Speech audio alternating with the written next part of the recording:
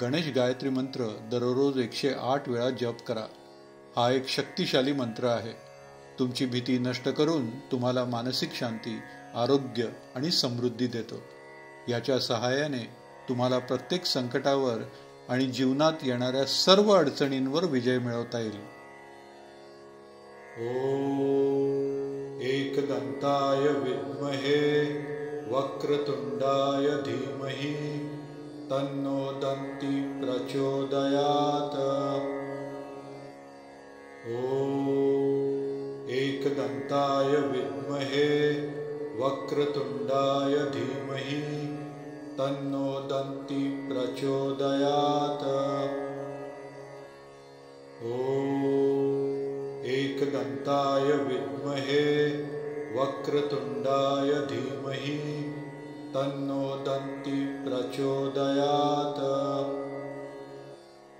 ओम एकदंताय विद्महे वक्रतुंडाय धीमहि तन्नो दन्ती प्रचोदयात्. ओम एकदंताय विद्महे वक्रतुंडाय धीमहि तन्नो दन्ती प्रचोदयात्. ओम एकदंताय विद्महे वक्रतुंडाय धीमहि तन्नो दन्ती प्रचोदयात्. ओम एकदंताय विद्महे वक्रतुंडाय धीमहि तन्नो दन्ती प्रचोदयात्. ओम एकदंताय विद्महे वक्रतुंडाय धीमहि तन्नो दन्ती प्रचोदयात्. ओम एकदंताय विद्महे वक्रतुंडाय धीमहि तन्नो दन्ती प्रचोदयात्. ओम एकदंताय विद्महे वक्रतुंडाय धीमहि तन्नो दन्ती प्रचोदयात्. ओम एकदंताय विद्महे वक्रतुंडाय धीमहि तन्नो दन्ती प्रचोदयात्. ओम एकदंताय विद्महे वक्रतुंडाय धीमहि तन्नो दन्ती प्रचोदयात्. ओम एकदंताय विद्महे वक्रतुंडाय धीमहि तन्नो दन्ती प्रचोदयात्. ओम एकदंताय विद्महे वक्रतुंडाय धीमहि तन्नो दन्ती प्रचोदयात्. ओम एकदंताय विद्महे वक्रतुंडाय धीमहि तन्नो दन्ती प्रचोदयात्. ओम एकदंताय विद्महे वक्रतुंडाय धीमहि तन्नो दन्ती प्रचोदयात्. ओम एकदंताय विद्महे वक्रतुंडाय धीमहि तन्नो दन्ती प्रचोदयात्. ओम एकदंताय विद्महे वक्रतुंडाय धीमहि तन्नो दन्ती प्रचोदयात्. ओम एकदंताय विद्महे वक्रतुंडाय धीमहि तन्नो दन्ती प्रचोदयात्. ओम एकदंताय विद्महे वक्रतुंडाय धीमहि तन्नो दन्ती प्रचोदयात्. ओम एकदंताय एकदन्ताय विद्महे वक्रतुण्डाय धीमहि तन्नो दन्ती प्रचोदयात्। ॐ एकदन्ताय विद्महे वक्रतुण्डाय धीमहि तन्नो दन्ती प्रचोदयात्। ॐ एकदन्ताय विद्महे वक्रतुण्डाय धीमहि तन्नो दन्ती प्रचोदयात्। ॐ एकदन्ताय विद्महे वक्रतुण्डाय धीमहि तन्नो दन्ती प्रचोदयात्। ॐ एकदन्ताय विद्महे वक्रतुण्डाय धीमहि तन्नो दन्ती प्रचोदयात्। ॐ एकदन्ताय विद्महे वक्रतुण्डाय धीमहि तन्नो दन्ती प्रचोदयात्। ॐ एकदन्ताय विद्महे वक्रतुण्डाय धीमहि तन्नो दन्ती प्रचोदयात्। ॐ एकदन्ताय विद्महे वक्रतुण्डाय धीमहि तन्नो दन्ती प्रचोदयात्। ॐ एकदन्ताय विद्महे वक्रतुण्डाय धीमहि तन्नो दन्ती प्रचोदयात्। ॐ एकदन्ताय विद्महे वक्रतुण्डाय धीमहि तन्नो दन्ती प्रचोदयात्। ॐ एकदन्ताय विद्महे वक्रतुण्डाय धीमहि तन्नो दन्ती प्रचोदयात्। ॐ एकदन्ताय विद्महे वक्रतुण्डाय धीमहि तन्नो दन्ती प्रचोदयात्। ॐ एकदन्ताय विद्महे वक्रतुण्डाय धीमहि तन्नो दन्ती प्रचोदयात्। ॐ एकदन्ताय विद्महे वक्रतुण्डाय धीमहि तन्नो दन्ती प्रचोदयात्। ॐ एकदन्ताय विद्महे वक्रतुण्डाय धीमहि तन्नो दन्ती प्रचोदयात्। ॐ एकदन्ताय विद्महे वक्रतुण्डाय धीमहि तन्नो दन्ती प्रचोदयात्।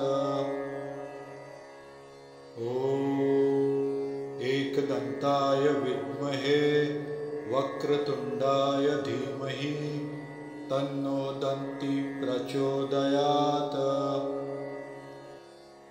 ॐ एकदन्ताय विद्महे वक्रतुण्डाय धीमहि तन्नो दन्ती प्रचोदयात्। ॐ एकदन्ताय विद्महे वक्रतुण्डाय धीमहि तन्नो दन्ती प्रचोदयात्। ॐ एकदन्ताय विद्महे वक्रतुण्डाय धीमहि तन्नो दन्ती प्रचोदयात्। ॐ एकदन्ताय विद्महे वक्रतुण्डाय धीमहि तन्नो दन्ती प्रचोदयात्। ॐ एकदन्ताय विद्महे वक्रतुण्डाय धीमहि तन्नो दन्ती प्रचोदयात्। ॐ एकदन्ताय विद्महे वक्रतुण्डाय धीमहि तन्नो दन्ती प्रचोदयात्। ॐ एकदन्ताय विद्महे वक्रतुण्डाय धीमहि तन्नो दन्ती प्रचोदयात्। ॐ एकदन्ताय विद्महे वक्रतुण्डाय धीमहि तन्नो दन्ती प्रचोदयात्। ॐ एकदन्ताय विद्महे वक्रतुण्डाय धीमहि तन्नो दन्ती प्रचोदयात्। ॐ एकदन्ताय विद्महे वक्रतुण्डाय धीमहि तन्नो दन्ती प्रचोदयात्। ॐ एकदन्ताय विद्महे वक्रतुण्डाय धीमहि तन्नो दन्ती प्रचोदयात्। ॐ एकदन्ताय विद्महे वक्रतुण्डाय धीमहि तन्नो दन्ती प्रचोदयात्। ॐ एकदन्ताय विद्महे वक्रतुण्डाय धीमहि तन्नो दन्ती प्रचोदयात्। ॐ एकदन्ताय विद्महे वक्रतुण्डाय धीमहि तन्नो दन्ती प्रचोदयात्। ॐ एकदन्ताय विद्महे वक्रतुण्डाय धीमहि तन्नो दन्ती प्रचोदयात्। ॐ एकदन्ताय विद्महे वक्रतुण्डाय धीमहि तन्नो दन्ती प्रचोदयात्। ॐ एकदन्ताय विद्महे वक्रतुण्डाय धीमहि तन्नो दन्ती प्रचोदयात्। ॐ एकदन्ताय विद्महे वक्रतुण्डाय धीमहि तन्नो दन्ती प्रचोदयात्। ॐ एकदन्ताय विद्महे वक्रतुण्डाय धीमहि तन्नो दन्ती प्रचोदयात्। ॐ एकदन्ताय विद्महे वक्रतुण्डाय धीमहि तन्नो दन्ती प्रचोदयात्। ॐ एकदन्ताय विद्महे वक्रतुण्डाय धीमहि तन्नो दन्ती प्रचोदयात्। ॐ एकदन्ताय विद्महे वक्रतुण्डाय धीमहि तन्नो दन्ती प्रचोदयात्। ॐ एकदन्ताय विद्महे वक्रतुण्डाय धीमहि तन्नो दन्ती प्रचोदयात्। ॐ एकदन्ताय विद्महे वक्रतुण्डाय धीमहि तन्नो दन्ती प्रचोदयात्। ॐ एकदन्ताय विद्महे वक्रतुण्डाय धीमहि तन्नो दन्ती प्रचोदयात्। ॐ एकदन्ताय विद्महे वक्रतुण्डाय धीमहि तन्नो दन्ती प्रचोदयात्। ॐ एकदन्ताय विद्महे वक्रतुण्डाय धीमहि तन्नो दन्ति प्रचोदयात्।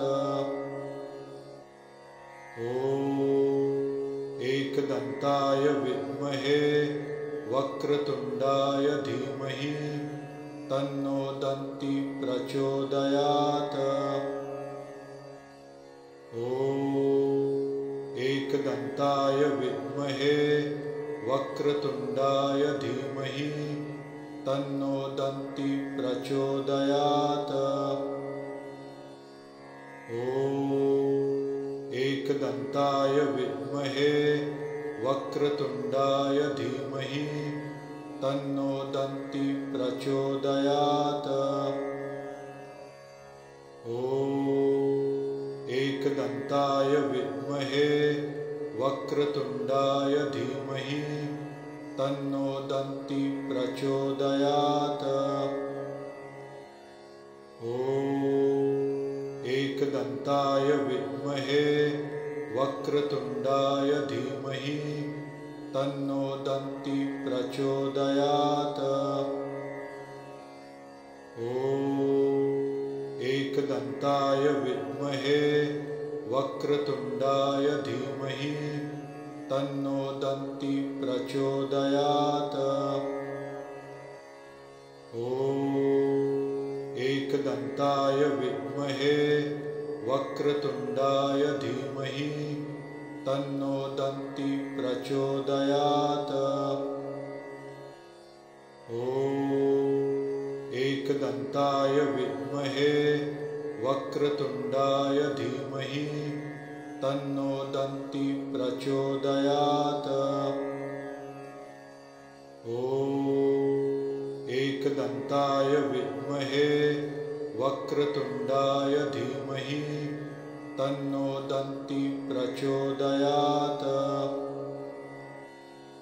ॐ एकदन्ताय विद्महे वक्रतुण्डाय धीमहि तन्नो दन्ति प्रचोदयात्। ॐ एकदन्ताय विद्महे वक्रतुण्डाय धीमहि तन्नो दन्ति प्रचोदयात्। ॐ एकदन्ताय विद्महे वक्रतुण्डाय धीमहि तन्नो दन्ति प्रचोदयात्। ॐ एकदन्ताय विद्महे वक्रतुण्डाय धीमहि तन्नो दन्ति प्रचोदयात्। ॐ एकदन्ताय विद्महे वक्रतुण्डाय धीमहि तन्नो दन्ति प्रचोदयात्। ॐ एकदन्ताय विद्महे वक्रतुण्डाय धीमहि तन्नो दन्ति प्रचोदयात्। ॐ एकदन्ताय विद्महे वक्रतुण्डाय धीमहि तन्नो दन्ति प्रचोदयात्। ॐ एकदन्ताय विद्महे वक्रतुण्डाय धीमहि तन्नो दन्ति प्रचोदयात्। ॐ एकदन्ताय विद्महे वक्रतुण्डाय धीमहि तन्नो दन्ति प्रचोदयात्। ॐ एकदन्ताय विद्महे वक्रतुण्डाय धीमहि तन्नो दन्ति प्रचोदयात्। ॐ एकदन्ताय विद्महे वक्रतुण्डाय धीमहि तन्नो दन्ति प्रचोदयात्। ॐ एकदन्ताय विद्महे वक्रतुण्डाय धीमहि तन्नो दन्ति प्रचोदयात्। ॐ एकदन्ताय विद्महे वक्रतुण्डाय धीमहि तन्नो दन्ती प्रचोदयात्। ॐ एकदन्ताय विद्महे वक्रतुण्डाय धीमहि तन्नो दन्ती प्रचोदयात्। ॐ एकदन्ताय विद्महे वक्रतुण्डाय धीमहि तन्नो दन्ती प्रचोदयात्। ॐ एकदन्ताय विद्महे वक्रतुण्डाय धीमहि तन्नो दन्ती प्रचोदयात्। ॐ एकदन्ताय विद्महे वक्रतुण्डाय धीमहि तन्नो दन्ती प्रचोदयात्। ॐ एकदन्ताय विद्महे वक्रतुण्डाय धीमहि तन्नो दन्ती प्रचोदयात्। ॐ एकदन्ताय विद्महे वक्रतुण्डाय धीमहि तन्नो दन्ती प्रचोदयात्। ॐ एकदन्ताय विद्महे वक्रतुण्डाय धीमहि तन्नो दन्ती प्रचोदयात्। ॐ एकदन्ताय विद्महे वक्रतुण्डाय धीमहि तन्नो दन्ती प्रचोदयात्। ॐ एकदन्ताय विद्महे वक्रतुण्डाय धीमहि तन्नो दन्ती प्रचोदयात्। ॐ एकदन्ताय विद्महे वक्रतुण्डाय धीमहि तन्नो दन्ती प्रचोदयात्। ॐ एकदन्ताय विद्महे वक्रतुण्डाय धीमहि तन्नो दन्ती प्रचोदयात्। ॐ एकदन्ताय विद्महे वक्रतुण्डाय धीमहि तन्नो दन्ती प्रचोदयात्। ॐ एकदन्ताय विद्महे वक्रतुण्डाय धीमहि तन्नो दन्ती प्रचोदयात्। ॐ एकदन्ताय विद्महे वक्रतुण्डाय धीमहि तन्नो दन्ती प्रचोदयात्। ॐ एकदन्ताय विद्महे वक्रतुण्डाय धीमहि तन्नो दन्ती प्रचोदयात्। ॐ एकदन्ताय विद्महे वक्रतुण्डाय धीमहि तन्नो दन्ती प्रचोदयात्। ॐ एकदन्ताय विद्महे वक्रतुण्डाय धीमहि तन्नो दन्ती प्रचोदयात्। ॐ एकदन्ताय विद्महे वक्रतुण्डाय धीमहि तन्नो दन्ती प्रचोदयात्। ॐ एकदन्ताय विद्महे वक्रतुण्डाय धीमहि तन्नो दन्ती प्रचोदयात्। ॐ एकदन्ताय विद्महे वक्रतुण्डाय धीमहि तन्नो दन्ती प्रचोदयात्। ॐ एकदन्ताय विद्महे वक्रतुण्डाय धीमहि तन्नो दन्ती प्रचोदयात्। ॐ एकदन्ताय विद्महे वक्रतुण्डाय धीमहि तन्नो दन्ती प्रचोदयात्। एकदन्ताय विद्महे वक्रतुण्डाय धीमहि तन्नो दन्ती प्रचोदयात्। एकदन्ताय विद्महे वक्रतुण्डाय धीमहि तन्नो दन्ती प्रचोदयात्। एकदन्ताय विद्महे वक्रतुण्डाय धीमहि तन्नो दन्ती प्रचोदयात्। एकदन्ताय विद्महे वक्रतुण्डाय धीमहि तन्नो दन्ती प्रचोदयात्। एकदन्ताय विद्महे वक्रतुण्डाय धीमहि तन्नो दन्ती प्रचोदयात्।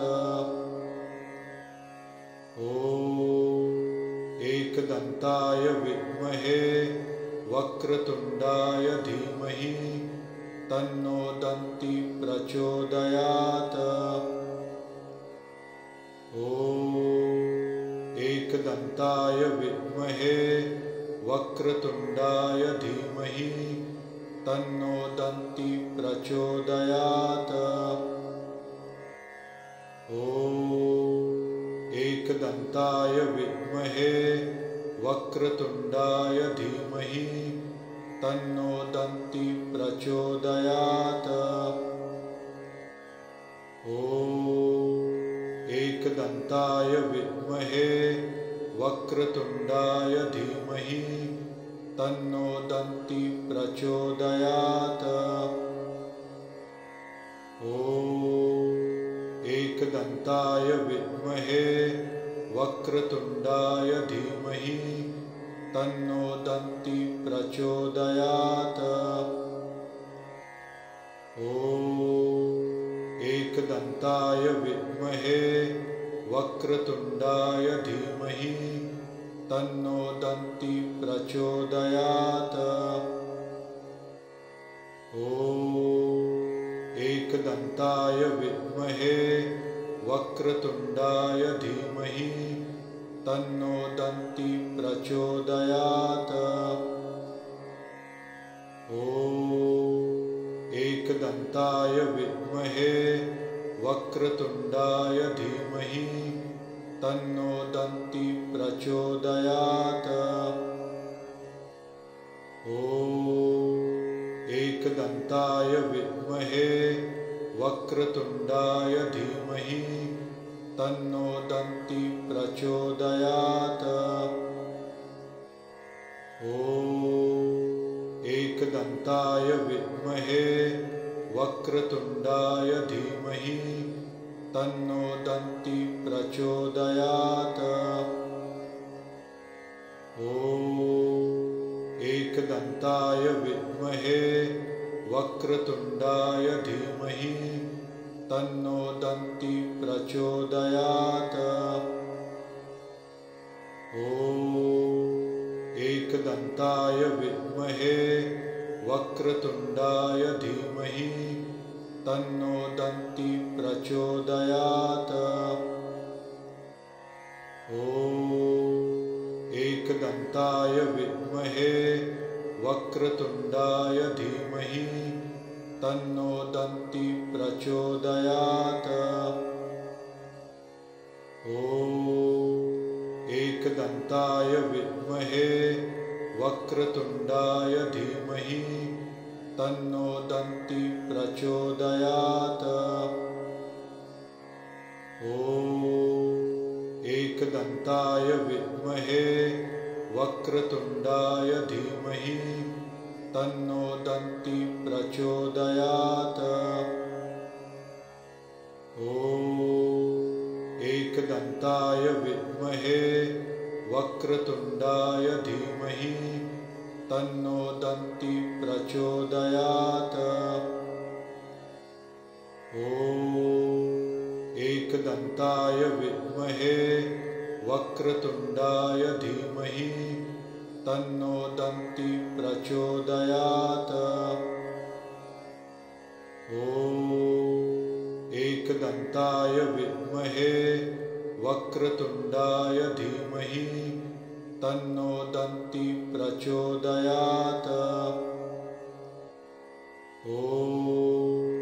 एकदन्ताय विद्महे वक्रतुण्डाय धीमहि तन्नो दन्ती प्रचोदयात्। एकदन्ताय विद्महे वक्रतुण्डाय धीमहि तन्नो दन्ती प्रचोदयात्।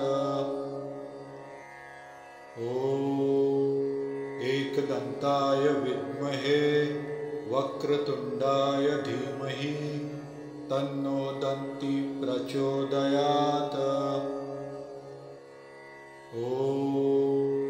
एकदन्ताय विद्महे वक्रतुण्डाय धीमहि तन्नो दन्ती प्रचोदयात्।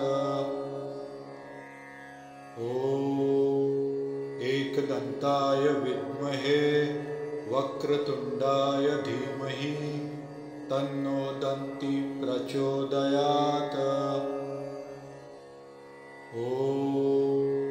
एकदन्ताय विद्महे वक्रतुण्डाय धीमहि तन्नो दन्ती प्रचोदयात्। एकदन्ताय विद्महे वक्रतुण्डाय धीमहि तन्नो दन्ती प्रचोदयात्। एकदन्ताय विद्महे वक्रतुण्डाय धीमहि तन्नो दन्ती प्रचोदयात्। एकदन्ताय विद्महे वक्रतुण्डाय धीमहि तन्नो दन्ती प्रचोदयात्। एकदन्ताय विद्महे वक्रतुण्डाय धीमहि तन्नो दन्ती प्रचोदयात्।